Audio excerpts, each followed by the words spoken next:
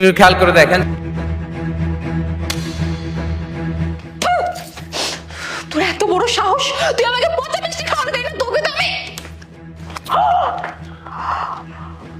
কি ম্যাডাম, পচা মিষ্টি খেতে ভালো লাগে না? হ্যাঁ, পচা মিষ্টি খান।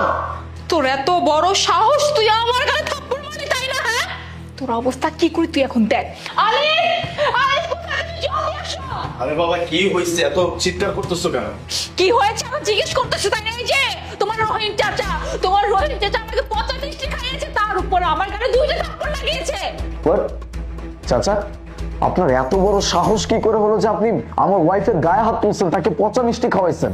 আরে আমি তো শুধু থাপ্পড় মারছি, আর আমার জায়গায় যদি অন্য কেউ হতো, ম্যাডাম যেই কাজটা করছে ম্যাডামকে মেরে ফেলতো। চাচা, আপনি তো ওকে সবসময় নিজের মেয়ের মতো ভালোবাসতেন, তাহলে আজকে কি এমন হয়েছে যে আপনি ওর গায়ে পর্যন্ত হাত তুলছেন? স্যার, আপনাকে আর ম্যাডামকে আমি খুব ভালো জানতাম, খুব শ্রদ্ধা করতাম আপনাদের, কিন্তু ম্যাডাম যেই কাজটা করছে আমার বুকটা ভাঙিয়ে মারাইছে স্যার। আমার বুকে যে যন্ত্রণা স্যার, আমি বাধ্য হয়েছি ম্যাডামের গায়ে হাত তুলতে। চাচা, আচ্ছা কি হয়েছে আমাকে বলেন তো। আপনি যদি আমাকে খুলে না বলেন তাহলে আমি বুঝবো কিভাবে কি হয়েছে, আমাকে বলেন। স্যার, আপনি যদি